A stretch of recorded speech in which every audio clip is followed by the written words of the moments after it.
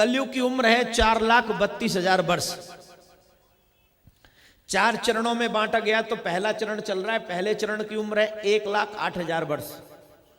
जीव की उम्र है 100 वर्ष, पहले चरण में 100 वर्ष, दूसरे चरण में 50, तीसरे में 25, चौथे में 12.5।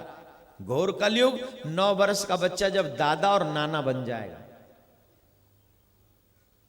कितने वर्ष का? 9 वर्ष का बच्चा जब दादा और नाना बन जाएगा वो घोर कलयुग होगा। घोर कलयुग की स्थिति क्या होगी? अभी तो आपको पता है, ये मेरी बहन है, ये मेरी बेटी है, ये मेरी माँ है, ये मेरा बेटा है, ये मेरा पिता है। घोर कलयुग उसको कहेंगे जहां पर कोई भी संबंध सुरक्षित ही नहीं होगा, जहां पर न बेटी है, न बहन है, न मां है, न पिता है, न भैया है। जहां कोई संबंध सुरक्षित नहीं है, पशुवत व्यवहार हो जाएगा। पशुओं में आप लोग देखो, जो मां जन्म देती है, पशुओं में ये होता है, जो मां जन्म देती है कुछ समय बाद वही बच्चा अपनी उसी स्त्री के साथ में वासनाओं को भी पूर्ण कर लेता है। तो जो स्थिति उन पशुओं की है, घोर कलयुग में वही स्थिति हम मानवों की हो जाएगी। अभी तो मुझे ये पता है मेरे पिता कौन है, आने वाले समय में ये भी नहीं पता होगा किस बच्चे का पिता कौन है। इतना घोर पाप, भुखमरी कितनी होगी। एक रोटी के टुकड़े के पीछे लोग अपनी जान दे देंगे और दूसरे की जान ले लेंगे। एक रोटी का टुकड़ा नदी के पार, उसको पार कोई दिखा दे, पता है कि नदी में बाढ़ है, मैं डूब मर जाऊंगा, लेकिन एक टुकड़े की चाह में वो नदी में कूद जाएगा और अपने आप को समाप्त कर लेगा। इतनी भुखमरी होगी कलयुग में। राजा बोलना ठीक नहीं है, जो हो रहा है वो भागवत में लिखा जा चुका है। जिन्हें घर चलाना नहीं आता वो देश को चलाएंगे। प्रजा पर इतने टैक्स थोप देंगे कि प्रजा गिनना भूल जाएगी कि टैक्स कितने। अभी मेरे को कोई बता रहा था 32 प्रकार के टैक्स हैं भारत पे लागू है इस समय। 32 प्रकार के टैक्स हम और आप चुकाते हैं। ये तो कुछ नहीं, टैक्स अभी और बढ़ेंगे। कलयुग के राजा कलयुग की प्रजा का शोषण करेंगे, जो हो रहा है।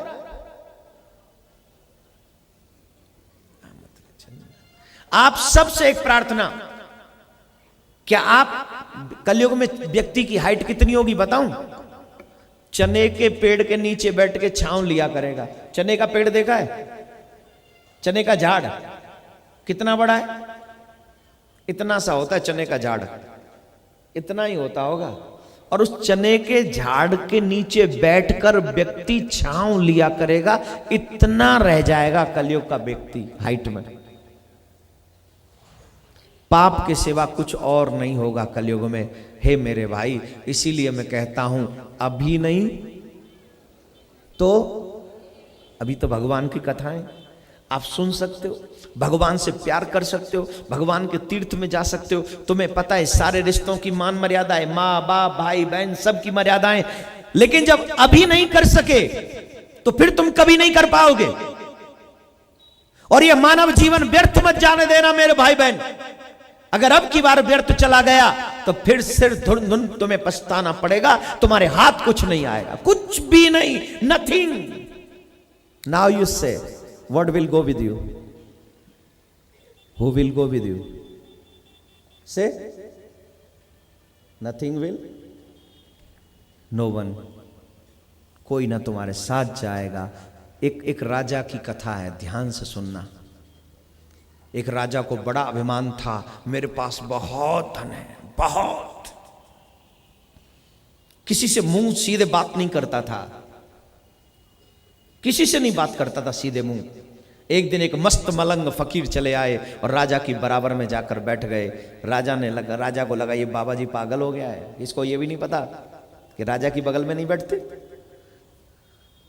साधु महाराज समझ गए कि हाँ बाबा जी को, राजा को कुछ क्रोध आ रहा है। तो जानते हो बाबा जी ने एक सुई निकाली, ध्यान से सुनना। बाबा जी ने अपने जेब में से एक सुई निकाली और कहने लगे बाबा जी, बोले राजा मैं फकीर हूं, मुझे ये लोग ये सुई लेके जाने नहीं देंगे, लेकिन ये सुई मेरे बड़े काम की है, इसके बिना मैं कोई काम नहीं चला सकता। एक काम करोगे, तुम तो राजा हो, तुम तो बहुत कुछ लेके आओगे, एक मेरी ये सुई ले आना और जब तुम ऊपर मिलोगे तो मुझे दे देना, मैं अपना काम चलाता रहूंगा। और जैसे ही राजा को ये बात समझ में आई, राजा चरणों में गिर पड़े और कहने लगे महाराज यही राजा हूं, वहां तो मैं भी तुम्हारी तरह निर्वस्त्र ही आने वाला हूं, न तुम कुछ ले जा सकते हो न मैं कुछ ले जा पाऊंगा। Nothing will go with you my dear, nothing will go with you.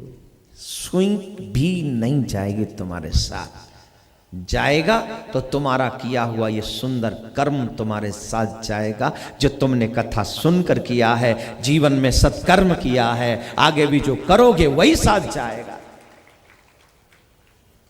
तो भगवान श्री कृष्ण ने कहा है उद्धव, घोर कलयुग में सिर्फ पापाचार बढ़ जाएगा, दुराचार बढ़ जाएगा, और ये मुझे बताने की जरूरत नहीं है, आज बाप बेटी का संबंध खत्म हो चुका है। हाँ या ना, सिर्फ इतना बोलिए, हाँ या ना।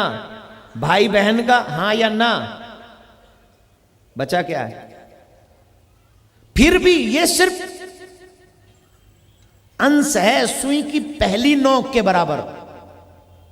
आने वाला भयंकर समय है, इसीलिए मेरे भाई बहन जो यहां बैठे हैं, आज मैं आपको समझा सकता हूं कि अगर अपना कल्याण चाहते हो तो इसी जन्म में ऐसे कर जाओ कि दोबारा पुनर्जन्म ना हो, और फिर हम 84 के चक्कर में ना पड़े।